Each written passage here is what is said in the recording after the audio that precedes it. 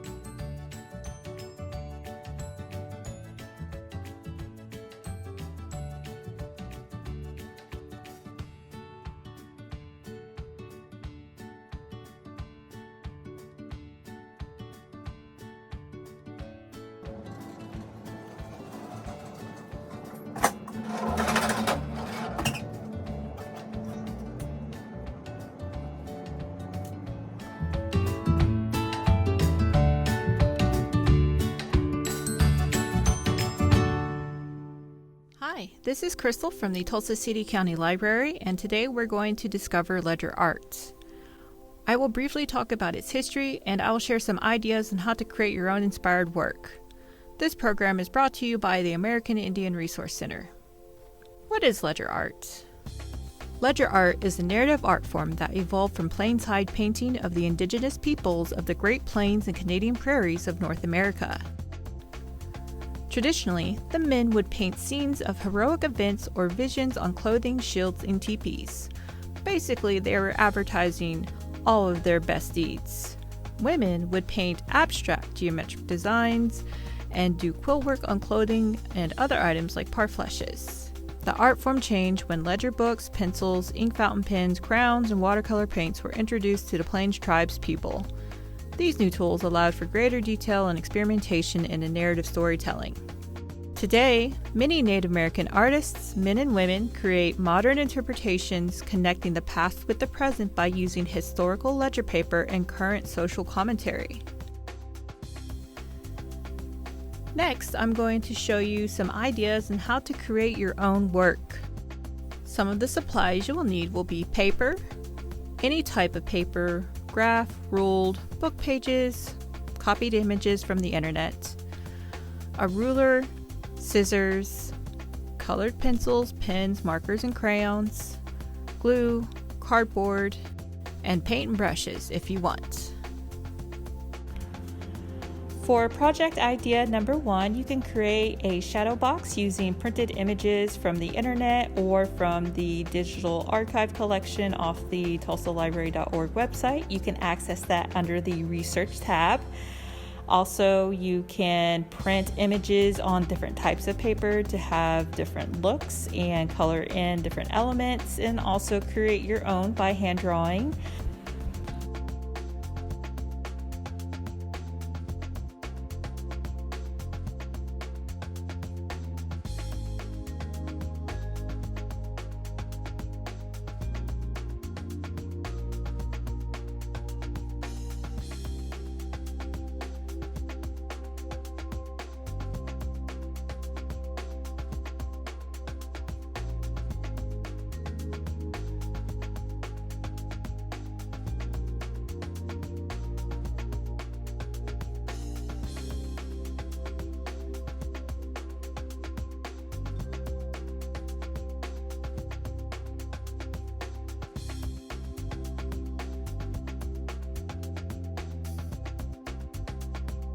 And that is one way to create a ledger-inspired shadow box project. The second project idea is to simply print historical looking pictures, documents, ledgers from the internet or from the digital collection of the Tulsa Library websites and color your own drawings onto the paper.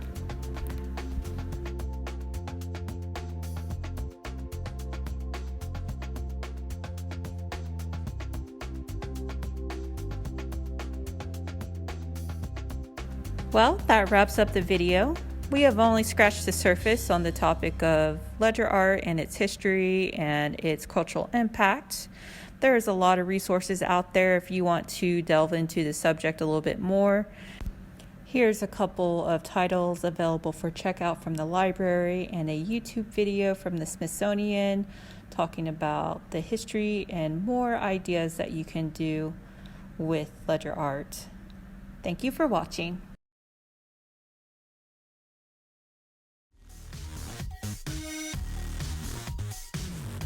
Hello, welcome to a Crafty Books tutorial by the Tulsa Library. This ebook, Sewing School Quilts, is available for download from the Tulsa Library collection. I'm making Patches the dog, one of the projects in the book. He's so cute, how could I not? Under Let's Review, the skills you'll need to know to make the patches are listed. Each item in the list is a link that takes you to the section in the book of how to do it. Under What You Need, the book lists what is needed, such as lots of scraps, the usual sewing stuff, some stuffing, and the pattern. Clicking pattern pieces on this page will take you to the pattern section of the book. Skip ahead to the Patches the Dog page. There is a pattern for a 3.5 by 3.5 inch square. I just measured my own, but you can print it if you'd like. What we do need is the Patches the Dog shape. The ebook has a link right there to load the printable pattern. The first page of the pattern shows how it is supposed to look, but it does not need to be printed. We do need to print the second and third pages. You'll cut the dog shape parts out and use some tape to stick the pieces together along the dotted lines. If you don't have a printer, get a ruler and zoom in on the first page so the line across the top measures 10.5 inches long, or as close as you can get to it. Then trace the shape on paper over the computer screen. After cutting out the pieces, tape them together along the dotted line.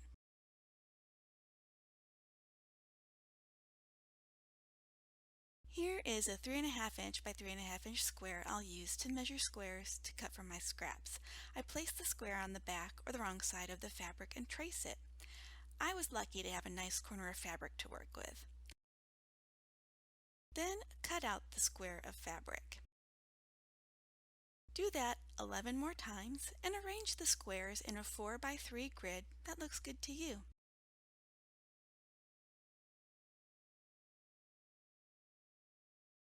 Then sew the squares together row by row. Put the right sides or fronts of the fabrics together and sew a 1/4 inch seam along the edge of the squares, wrong sides showing out.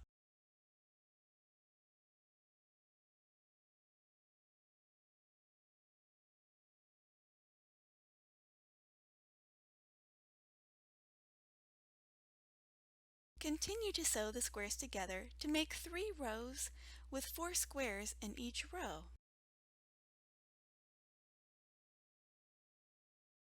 Then iron the seams so the fabric lays a little flatter.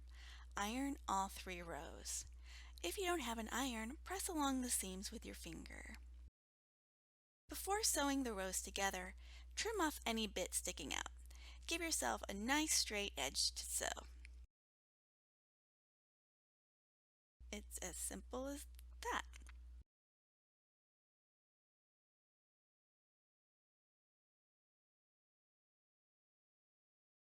With the edges tidy, it's time to sew the rows together. Again, we put right sides together and sew a 1/4 inch seam allowance along the edge where the rows should join.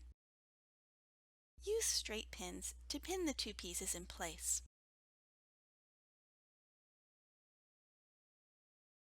I recommend at least 4 pins spaced evenly along the edge.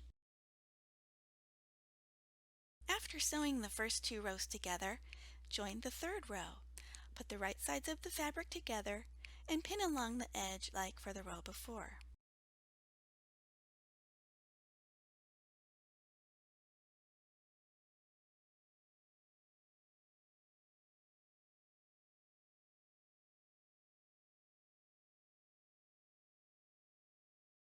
After joining the third row, the patchwork part of Patches the Dog is just about finished. The seams just need to be ironed. You may see where some of the seams don't quite meet like some of mine. That's okay. It's still gonna look great. The book says to use a 9-inch by 12-inch piece of felt for the back, but I didn't have felt. I'm using a piece of fabric instead. After I figure out which side is the wrong side, I put the wrong side facing up, so the wrong side is showing and the nice side is down. Then I place the patchwork piece on top with the right side facing up.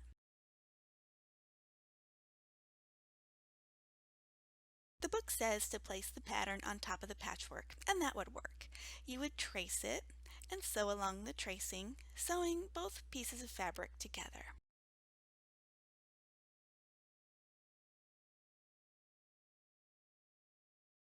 But I'm tracing it on the back fabric because it's much less lumpy.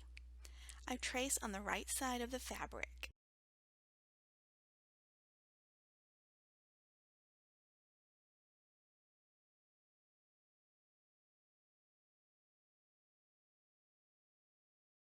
After tracing around the shape, use straight pins or a pencil or something to mark a starting point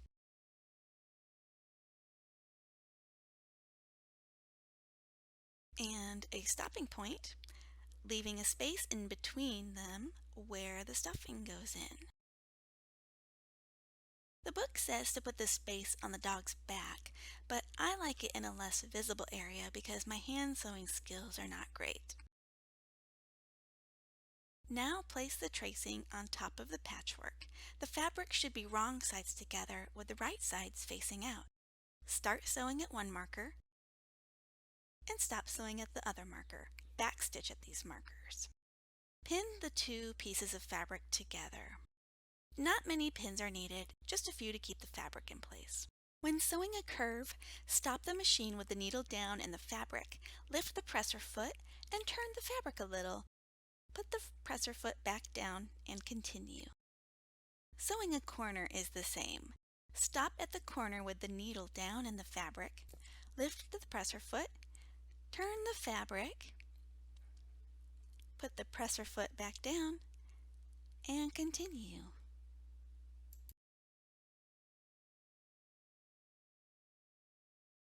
After sewing along the tracing, there should be a space between the start and stop that isn't sewn. Remove the pins, and Patches is ready for a trim. Cut around the stitching on the outside of Patches through both pieces of fabric. Leave about a 1/2 inch to a 1/4 inch of fabric. Toss the scraps in the scrap bin. Here's how he looks all cut out. Pretty cute. Now we put stuffing in the opening. I didn't have any of the regular kind of stuffing. I looked around the house for a substitute and I found a bundle of soft yarn. Get the stuffing into all the areas, the head, tail, and feet. The yarn wasn't enough. I also found this sweater that was accidentally put through the wash. I cut pieces of that to finish stuffing the dog. He's all stuffed. Now we close up the hole. It should be hand sewn using a needle and thread. The book has good directions on how to hand sew. It says cut an arm length of thread. It shows how to tie a knot, how to get the thread into the needle. It also shows how to sew a whip stitch to close an opening. Just what we need. I tie knots by wrapping the thread around my pinky, rolling it off my finger, and pulling it tight, a method I learned from my mom. Now I'm ready to sew. I like to start on the inside so the knot is hidden. You might find it helpful to pin the opening closed like I did. Okay, now I'm really ready to sew.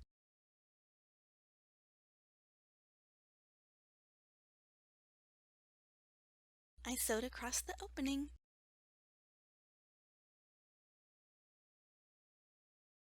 It's not perfect, but it's finished. I got a little extra with some pinking shears. They're like scissors, but they have little zigzag teeth that make a zigzag cut.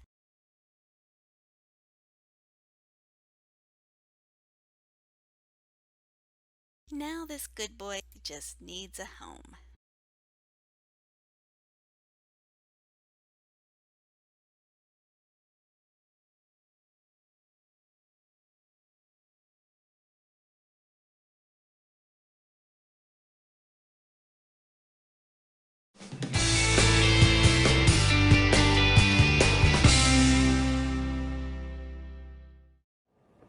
Hey friends, we are coming to you live from Prattville. Hey folks, I'm Lauren. I work at the Prattville branch and I'm here in my lovely living room with my sidekick, Shiloh.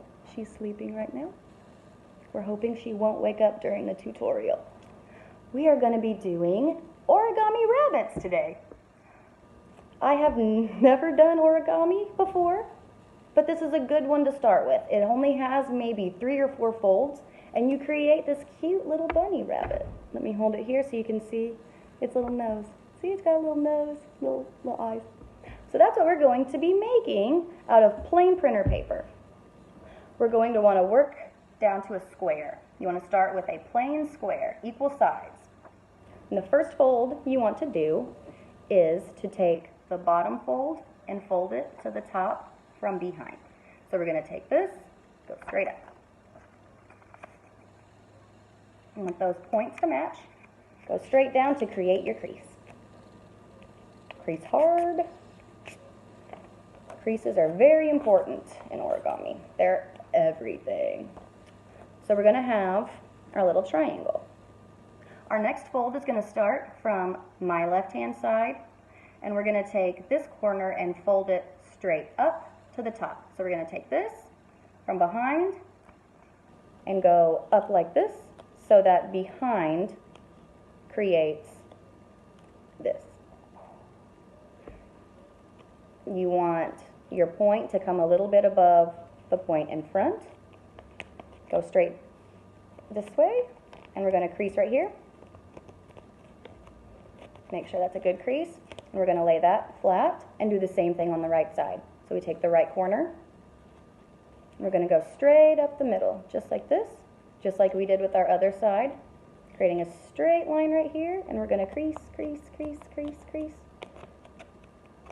What we've done here is create the shape for our ears. So we're going to go ahead and take this and unfold it back out, and we're going to fold the bottom. This is going to go right to this point here. See, we've got this little point at the bottom of our diamond, and we've got this little diamond right here. The 2 creases come together at that point. We're folding up to that point, very small fold. So we'll take that, fold up,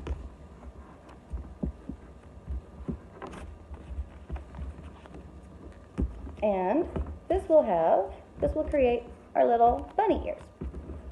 So now we have our fold here. This is how it looks from the back.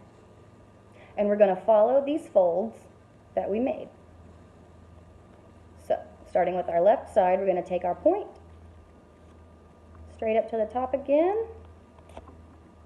Make sure you get that good crease. Going to do the same thing on this side. Bring it up to the tippy top here, right through the middle, and we're going to fold right here. And the last step will be right here. We're going to fold this little tip down to create the flat top of the head. So this little spot here folds down in the front, like so. And we'll make a nice straight line here. And now you have your rabbit. Isn't that cool? At this point, you can make your ears. So I'm going to do some red in here, some red in here to show that those are the insides of the ears. I'm going to create some little eyes with my blue Crayola twistable crayons, and I'm going to make a little brown nose. What we end up with is this guy. Isn't he cute? And there you have it. We have an origami rabbit. Thanks for doing this with me, guys. Stay tuned. We might have another one coming. We love you guys. Stay safe out there.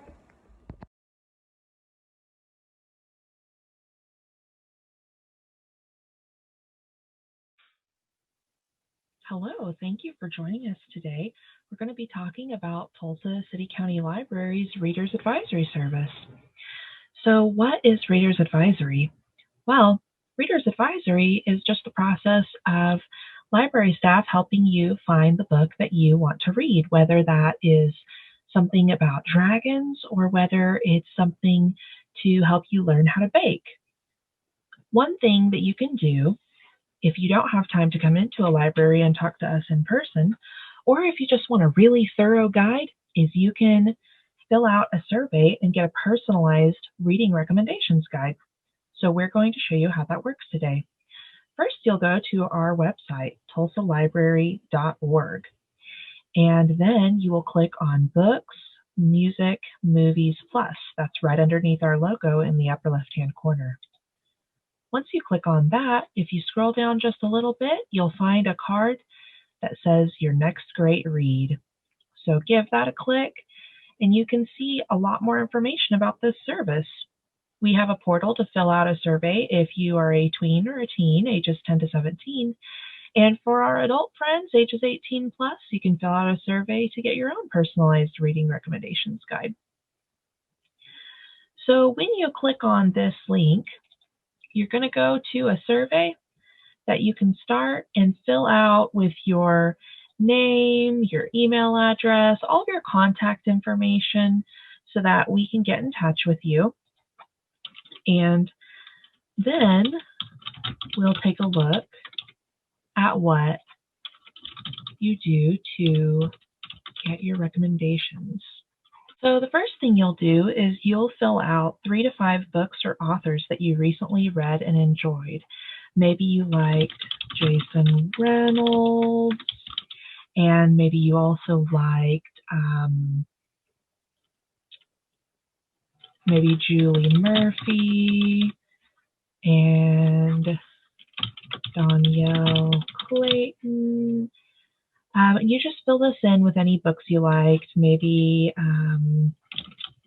Labyrinth Lost by Zoraida Cordova. Tell us what you liked most about the titles and authors. Then list anything that you read and you didn't enjoy. Maybe you really didn't like The Outsiders or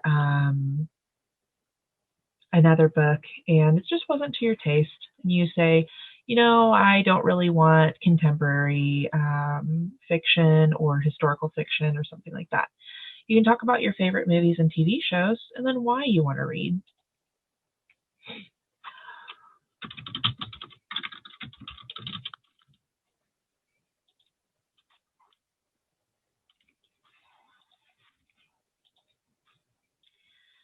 Then you can say a lot more stuff about your reading preferences. You can tell us that maybe you read more fiction and you prefer comics, you like fantasy and you like science fiction.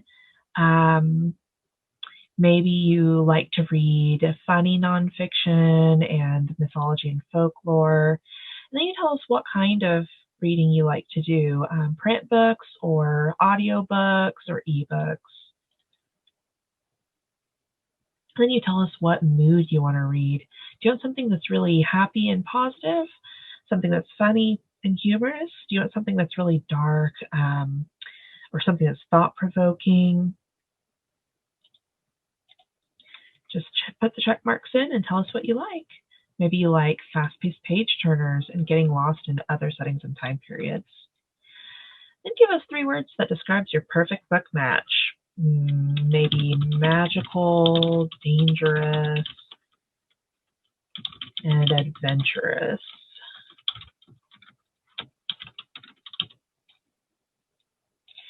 Is there anything else you want to read about? Maybe you really like enemies to romance, or maybe you like magical academies. And then tell us if there's anything you don't want to read about. Maybe you don't want to read about sports or animal cruelty, something like that. Do you want to learn about or explore anything in particular in your reading? Maybe you want a lot of fantasy books, but you'd also like to learn about woodworking. Just put it in there. And if you could visit any time or place in history, where or when would you go? Maybe you would want to explore Australia. Then let us know if there's anything else that you'd like to add to your reading guide. And then when you're done with that, you will get your reading guide in a couple of weeks. So what does it look like when you get your reading guide? Well, let's take a look.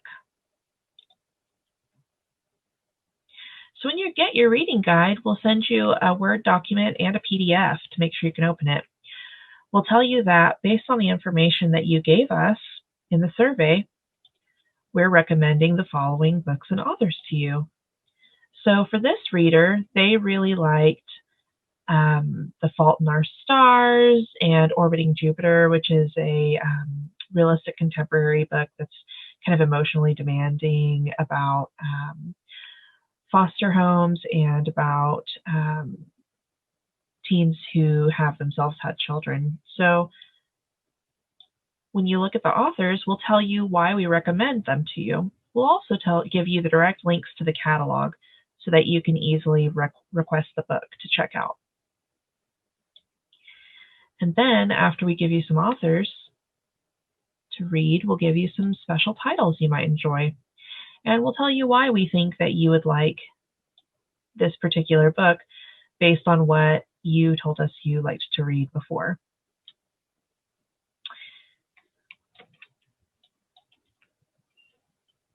So that's all there is to know about your next great read for teens. Go ahead and take the survey yourself and get your own special book recommendations.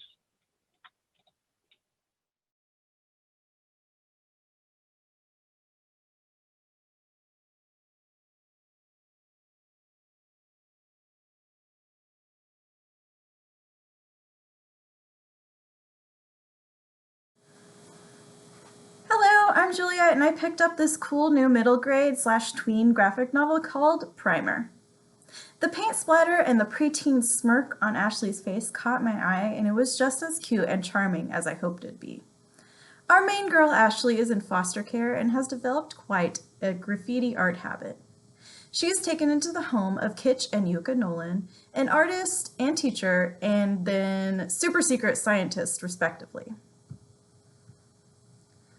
Noting suspicious activity from Yuka, Ashley accidentally broke into Yuka's safe and takes the really awesome paints that give her superpowers. As most superhero comics go, she hones her new powers and creates a new secret superhero persona called Primer. She paints, she fights bads, it's really great. I would recommend this for anyone who likes superhero origin stories, or for those who have graduated or read all of Gum Girl or the Hilo comic series, or for those looking to add to their list of awesome girl superheroes like Miss Marvel or the unbeatable Squirrel Girl, both of which I also highly recommend.